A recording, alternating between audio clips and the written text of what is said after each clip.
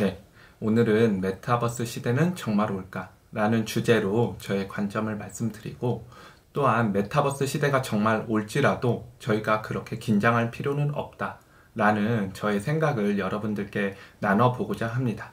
스티브 잡스는 처음 이 아이폰을 세상에 내놓았을 때 그런 말을 했다고 해요. 이 작은 기기는 세상을 더 혁신적이고 편리하게 변화시킬 것이고, 그리고 이 기기를 사용함에 있어서는 남녀노소 누구나 손쉽게 사용할 수 있을 것이다.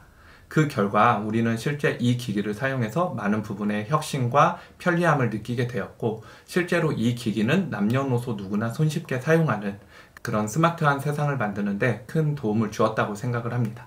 그것처럼 요즘 많은 이제 신조어들이 계속 생겨나고 있는데, 그 중에 하나가 메타버스가 아닐까 저는 생각이 들어요. 근데 이 메타버스라는 게 물론 모든 사람들이 새로운 것을 받아들이기에 다소 부정적인 견해도 있고, 그 다음에 또 두려움도 앞서는 건 사실이지만, 그에 반해 너무 좀 과장되게 메타버스 세계가 마치 이 세상을 등한시하고 마치 다음 세계로 넘어갈 것처럼 과장된 표현에 있어서는 조금 아쉽다고 생각이 됩니다.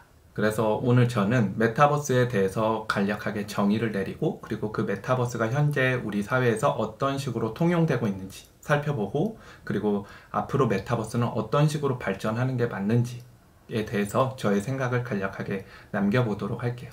일단은 메타버스라고 구글에 검색을 하시면 거기에 정확하게 이런 표현이 나와요.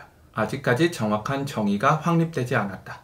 즉, 그 말은 아직도 메타버스라는 게 굉장히 애매모호한 분야다 라고 보시면 될 것 같고, 실제로 이런 것들 때문에 온갖 서비스에 메타버스가 붙어서 뭐 게임도 메타버스, 소셜미디어도 메타버스, 뭐 줌 회의도 메타버스, 다 메타버스 하는 것 같아요. 그래서 저는 아직까지는 메타버스 시대가 본격적으로 오지 않았다 라는 게 저의 결론이고, 그래서 메타버스를 한마디로 정의를 하면 시공간을 초월하는 세계라고 보시면 될 것 같습니다. 그래서 제가 메타버스를 공부하면서 느낀 메타버스에 대한 오해에 대해서도 간략하게 좀 얘기를 해볼게요.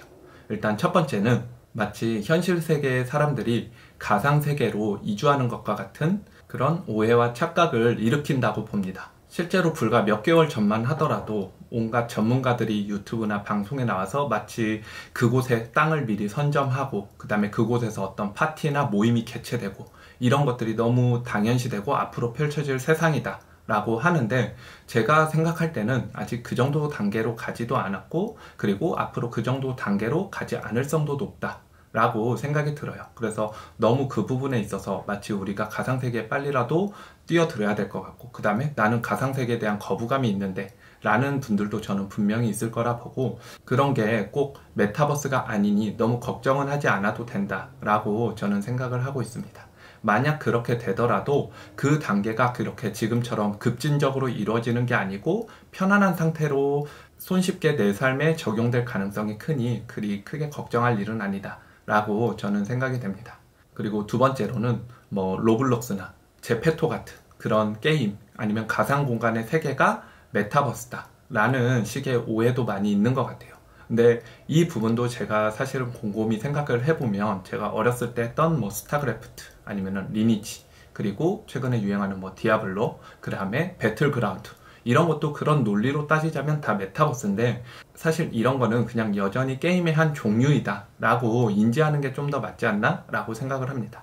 물론 미국의 로블록스 같은 기업은 메타버스 관련주로 엮이면서 주가 흐름도 굉장히 좋고, 그 다음에 사람들의 많은 관심과 이목을 받은 것도 사실이지만, 그건 단순히 로블록스라는 가상의 세계에서 게임이 접목한 한 형태일 뿐이지 그게 꼭 메타버스다 라고 단정 짓기에는 좀 무리가 있지 않나 싶습니다. 그리고 세 번째는, 이건 정말 일부의 사람들일 수는 있겠지만 정말 아바타 영화 같은 세계가 오지 않을까라는 부분인 것 같아요. 근데 그 부분은 제가 지금 당장은 오지 않습니다라고 단언할 수는 있지만, 정말 먼 미래에는 될 수도 있지 않나 라고 그냥 저희의 상상의 영역인 거지, 그게 지금 당장 우리의 삶에 깊숙이 들어온다 라고는 보시지 않았으면 좋겠어요. 정말 그런 세계로 간다면 지금 일론 머스크가 진행하고 있는 뉴럴링크 같은 프로젝트가 성공을 해야 되고, 그 다음에도 거쳐야 될 단계가 굉장히 많기 때문에 아직은 굉장히 먼 미래의 일이다 라고 보시는 게 맞다라고 봅니다. 그리고 마지막 네 번째는 SNS나 소셜미디어 같은 것도 메타버스 아닌가인데 이건 말 그대로 그냥 소셜미디어고 그 다음에 이거를 메타버스로 간주하기에는 좀 억지스러운 면이 있다라고 보시면 좋을 것 같아요. 그래서 지금까지 제가 이 메타버스에 관해서 공부를 해보고 메타버스에 관해서 알아본 바에 의하면 현재까지의 상황은 메타버스라고 보기에는 좀 무리가 있다라고 보여집니다. 그리고 어떻게 보면 과거에 인터넷이 처음 보급이 되고 집집마다 개인 PC가 보급이 되면서 뭐 천리안, 하이텔, 나우누리 같은 이런 PC 통신이 유행하던 시기가 어떻게 보면 지금까지 쭉 이어져 왔고 그 다음에 그런 과정에 있어서 더 점점 시각화되고 세련됨으로써 저희가 그냥 인터넷 시대를 아니면 디지털 시대를 누리고 있는 것, 이게 지금의 현 상황이라고 보시면 되고, 그럼 앞으로 메타버스는 과연 어떤 게 갖춰져야만 메타버스가 될까에 대해서 저의 생각을 좀 나눠보도록 할게요. 일단 제가 생각할 때 메타버스가 구현되기 위해서는 정말 창의적인 아이디어와 그 아이디어가 실현될 수 있는 하드웨어, 즉 제품의 형태가 개발이 되었을 때 비로소 메타버스 시대가 열리지 않을까라고 생각이 됩니다. 어떻게 보면 너무 당연했던 얘기인데 인터넷이라는 게 보급이 되기 전에 이미 컴퓨터가 보급이 되기 시작했고 그 다음에 다양한 플랫폼 서비스가 보급이 되기 전에 스마트폰이라는 매개체가 분명히 존재했던 것처럼 메타버스라는 어떻게 보면 가상 세계 아니면은 증강현실 이런 부분이 우리 생활 가운데 편리하게 다가오기 위해서는 그에 걸맞는 제품과 기기가 먼저 개발이 돼야 된다라고 생각이 됩니다. 그런 관점에서 제가 앞선 영상에서 설명드렸다시피 페이스북, 즉 현 메타 플랫폼이라는 기업이 그에 맞는 웨어러블 기기들을 다양하게 준비를 하고 있어요. 뭐 이렇게 쓸 수 있는 VR 오큘러스 기기라든가 그 다음에 얼마 전에 레이벤과 합작한 뭐 AR 글라스, 그 다음에 손목의 움직임을 감지할 수 있는 기기 등, 그러니까 이런 것들이 결국은 더 기술적인 발전을 이뤄야만 진정한 의미에서 메타버스가 실현될 거고, 그리고 그 가운데서 우리가 그 기계를 사용하는 걸로 인해서 자연스럽고 편안하게 적용이 될 수 있어야 한다라는 게 저의 생각입니다. 그리고 두 번째는 메타버스가 됨으로 인해서 일상의 불편함이 해결돼야 된다는 점입니다.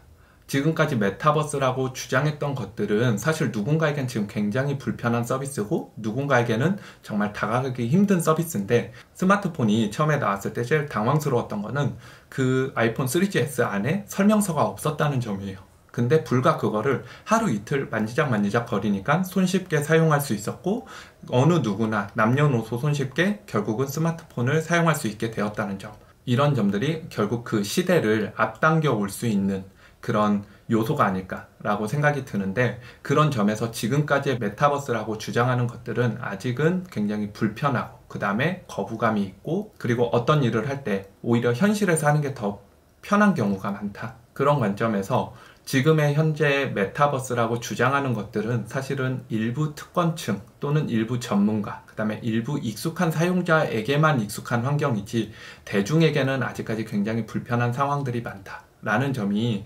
메타버스가 궁극적으로 해결해야 될 모습이 아닐까라고 생각이 됩니다. 그래서 메타 플랫폼의 마크 주커버그는 자신이 만든 기기들 아니면 자신들이 만든 서비스를 이용해서 전 직원의 50% 이상이 원격 근무 또는 재택근무를 할 수 있게 도입을 하겠다라고 이야기를 하고 있어요. 근데 그 시스템이 정말 누구나 편하고 그 다음에 손쉽게 사용이 가능하다면 이거는 충분히 대중적으로 확장 가능성이 있지 않나 라고 저는 생각이 됩니다. 그리고 마지막 세 번째는 메타버스가 정말 우리 생활 가운데 깊숙이 오기 위해서는 필수적으로 수반되어야 되는 기술이 있다라고 생각이 듭니다.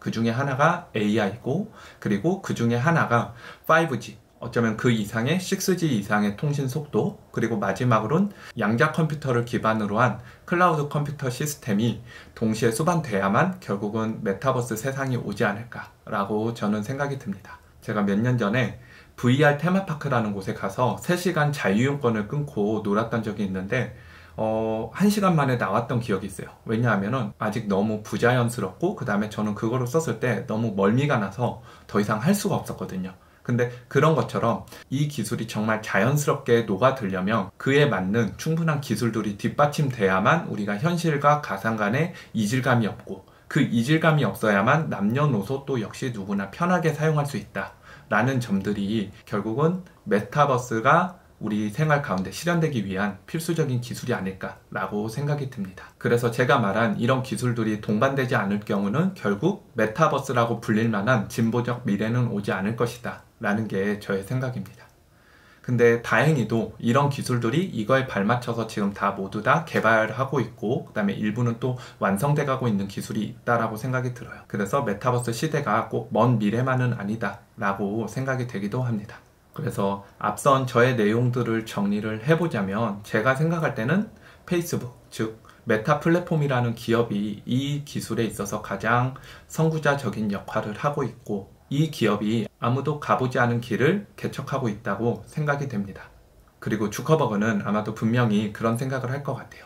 하드웨어가 얼마나 중요한지, 그 다음에 그 플랫폼을 장악하는 게 얼마나 중요한지, 그거를 요즘 날에 저는 뼈저리게 느끼고 있을 거라 생각하고, 새로운 하드웨어와 새로운 플랫폼을 만들기 위해 굉장히 노력할 거다라고 생각이 듭니다. 그리고 앞서 얘기했다시피 주커버그는 아직 젊고, 그 다음에 그 사람의 꿈이 워낙 크기 때문에 이거를 충분히 우리가 살아있는 이 시대 안에 실현할 가능성도 굉장히 높다라고 저는 생각을 하고 있고요.